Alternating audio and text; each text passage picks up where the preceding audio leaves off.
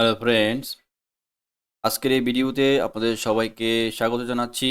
আজকের ভিডিওটি হচ্ছে আমাদের HTML সিরিজের ইন্ট্রোডাকশন ভিডিও। এই ভিডিওতে আমরা আলোচনা করব HTML এর বিভিন্ন ভার্সন নিয়ে।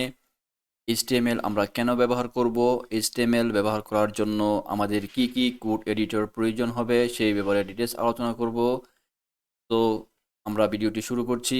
HTML এর লেটেস্ট ভার্সন হচ্ছে HTML 5.2 এবং HTML মানে হচ্ছে হাইপারটেক্সট মার্কআপ ল্যাঙ্গুয়েজ। HTML এর বিভিন্ন ভার্সনগুলোর মধ্যে হচ্ছে HTML 5.2 হচ্ছে লেটেস্ট ভার্সন, HTML 5.1, HTML 5.0 এই তিনটি ভার্সন হচ্ছে HTML এর সবচেয়ে লেটেস্ট ভার্সন। আমরা কোডিং করার সময় এই ভার্সনগুলো ব্যবহার করব।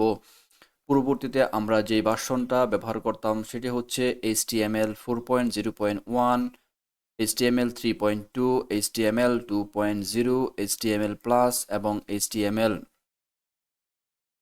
Why we learn HTML? আমরা কেন HTML শিখব?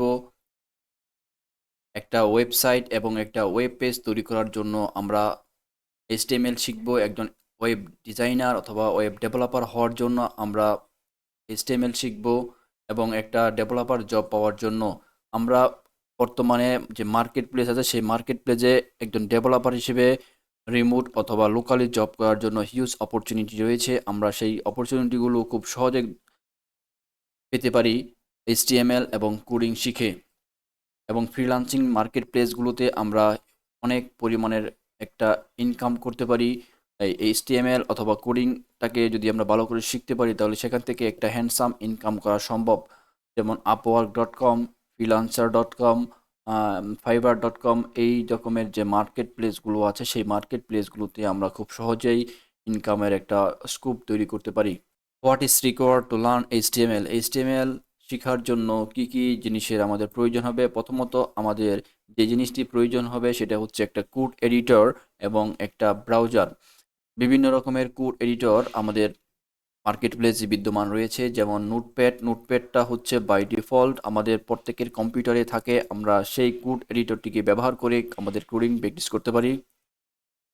নোটপ্যাড প্লাস প্লাস এটা হচ্ছে নোটপ্যাডের advance version. Visual Studio Code, এই কোড এডিটরটা হচ্ছে সবচেয়ে বেশি পপুলার এবং অলমোস্ট 90% ডেভেলপার ভিজুয়াল স্টুডিও কোডটাকে ব্যবহার করে থাকেন।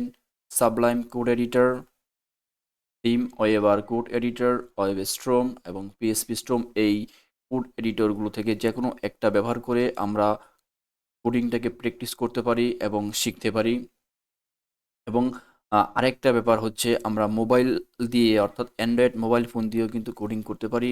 সেজন্য আমাদের যা প্রয়োজন হবে সেই রিলেটেড একটা ভিডিও অলরেডি আমার ডেসক্রিপশনে দেওয়া থাকবে, আপনারা সেখান থেকে দেখে নেবেন। Browser need to learn HTML শেখার জন্য আমরা যেই ব্রাউজারগুলোকে ব্যবহার করব তার মধ্যে হচ্ছে ক্রোম ব্রাউজার, মজিলার ফায়ারফক্স, মাইক্রোসফটের ব্রাউজার, অপেরা মিনি অথবা যে কোনো ধরনের ব্রাউজার ব্যবহার করে আমরা আমাদের এইচটিএমএল এর কোডটাকে রান করতে পারি অথবা প্রিভিউটাকে দেখতে পারি। পরবর্তী ভিডিওতে আমরা আলোচনা করব এইচটিএমএল এর বেসিক সিনট্যাক্স নিয়ে। আমার ভিডিও যদি আপনাদের ভালো লেগে থাকে তাহলে আমার চ্যানেলটিকে সাবস্ক্রাইব করবেন and press the bell icon. সাথে সাথে আপনার বন্ধুদের সাথে আমার ভিডিওগুলো শেয়ার করতে ভুলবেন না। ধন্যবাদ সবাইকে।